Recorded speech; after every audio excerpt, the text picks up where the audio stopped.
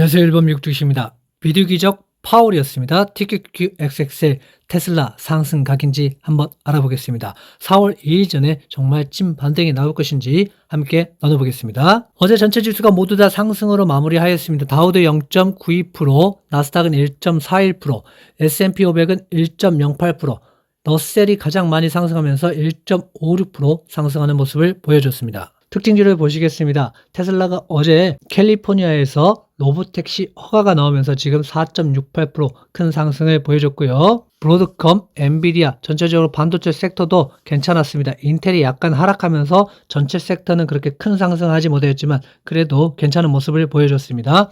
마이크로소프트, 팔란티어도 괜찮은 모습으로 어제는 상승하는 하루가 되었습니다. 멤버십 가입해 주신 분 감사드립니다. 오늘 저녁 10시 반에서 11시 반 사이에 의견 드리도록 하겠습니다. 어제 파월은 나와서 비둘기적 발언을 하였습니다. 경기 침체 예측하지 않고 인플레이션 기대는 걱정하지 않고 관세가 물가에 미칠 영향은 일시적이라는 얘기를 하였습니다.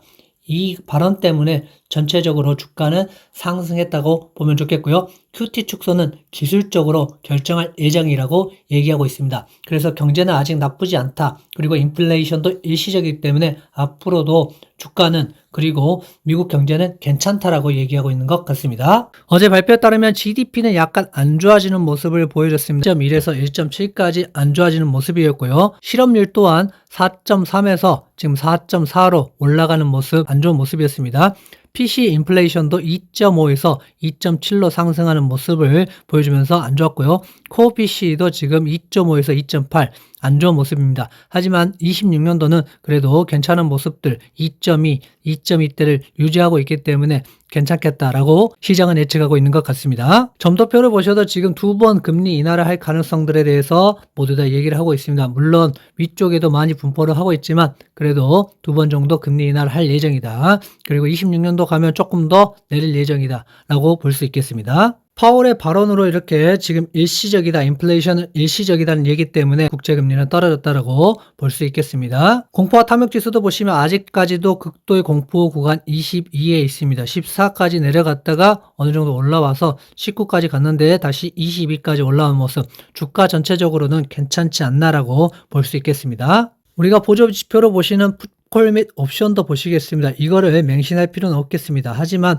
이런 지표들을 보시면서 여러분들이 예측해 보는 것은 괜찮을 것 같습니다. 일단은 어느 정도 올라와서 싼 고점을 찍고 내려오려고 하고 있습니다. 그래서 주가는 그래도 상승할 가능성들이 이제는 열려져 있다라고 볼 수 있겠고요. 시장 변동성도 관세에 대한 문제들이 어느 정도 해소되고 그리고 반영이 되면서 이제는 어느 정도 적응해 가는 모습입니다. 그래서 시장 변동성도 좀 낮아지고 있다라고 볼 수 있겠습니다. 나스닥 100을 보시겠습니다. 이렇게 쭉 빠질 때와 다르게 일단은 지그재그 하면서 버텨주는 모습을 보여주고 있습니다.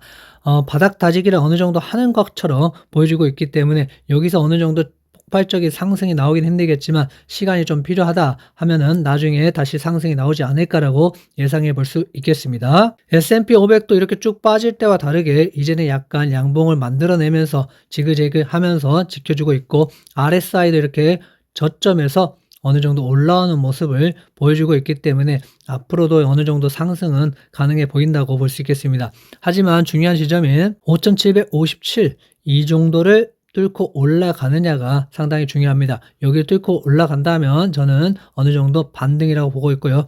맞고 떨어진다 그러면 기술적 반등으로 끝날 가능성이 상당히 많아 보입니다. 다우존스도 이럴 때 들어갔고 여기는 들어가면 안 된다고 계속 말씀을 드렸습니다. 여기도 마찬가지입니다. 그리고 지금 여기서는 어느 정도 분할 매수가 괜찮겠다라고 말씀을 드렸죠. 물론 여기서 또 떨어진다면 매수할 만한 자금이 충분히 있어야 된다고 보지만 어느 정도 바닥은 다졌다라고 볼 수 있겠습니다. SCHD도 이때 들어가신 분들은 매수 금지를 계속 말씀을 드렸습니다. 그리고 27불 50센트 이하에서는 그래도 좀 담아보는 건 괜찮지 않겠나라고 말씀을 드렸고 일단은 올라갔기 때문에 지금은 매수 구간이 다시는 이제는 아닙니다. 그리고 떨어진다면 그때 다시 매수를 하시더라도 기다려 보시는 게 좋을 것 같습니다. QQQ를 보시겠습니다. QQQ도 지금 467불까지 떨어졌다가 지금 올려가려고 하고 있습니다.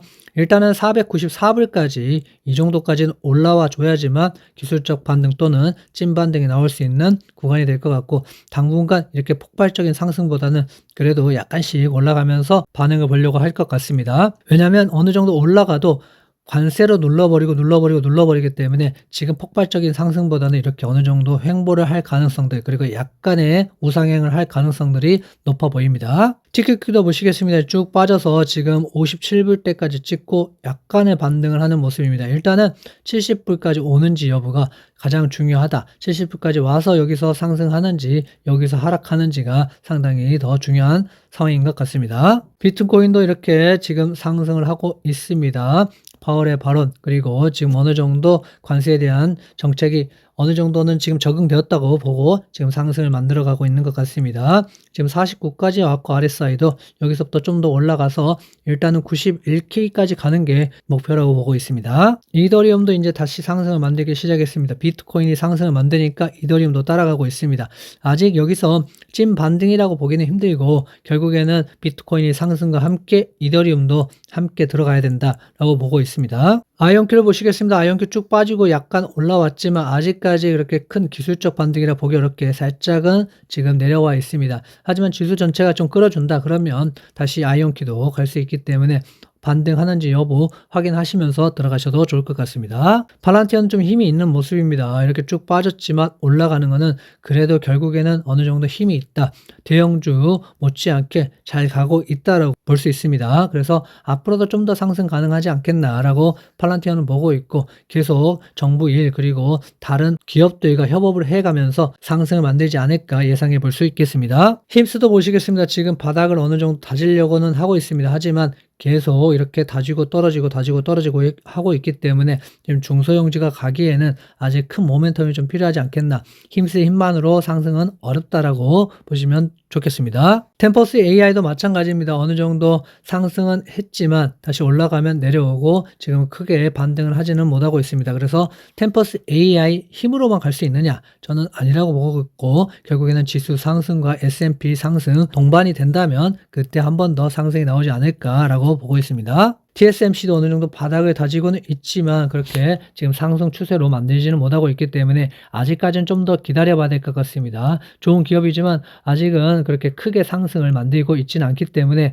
여러분들이 기다렸다가 상승 추세를 만들 때 좀 들어가셔야 될 것 같습니다. 브로드컴도 실적이 좋게 나오면서 상승을 만들었지만 지금은 어느 정도 횡보 구간에 있다라고 보여지고 여기서 급격한 상승이 나오려면 결국에는 관세 문제가 해결되지 않겠나라고 보고 있습니다. 그렇다면 일단은 219불까지는 와줘야 되는데 지금의 기술적 반등을 하려면 200불을 일단은 넘어줘야지만 기술적 반등이 나올 수 있고 어느 정도 상승 추세를 또 만들 수 있는 구간이 되기 때문에 200불을 여러분들 주의 깊게 보시고 여기서 위로 상승하는지 하락하는지 여부 판단하셔야 될 것 같습니다. 엔비디아도 이렇게 지금 실적 발표 후에 좀 빠지는 모습들 항상 보여줬는데요. 결국에는 여기서 상승을 하려면은 좀 뭔가 새로운 이벤트가 나와야 되는데 엔비디아 자체적으로는 계속 좋은 뉴스들을 보내고 있고 이번 GTC에서도 좋은 모습들을 계속 얘기를 하고 있습니다. 엔비디아 자체적으로는 괜찮다.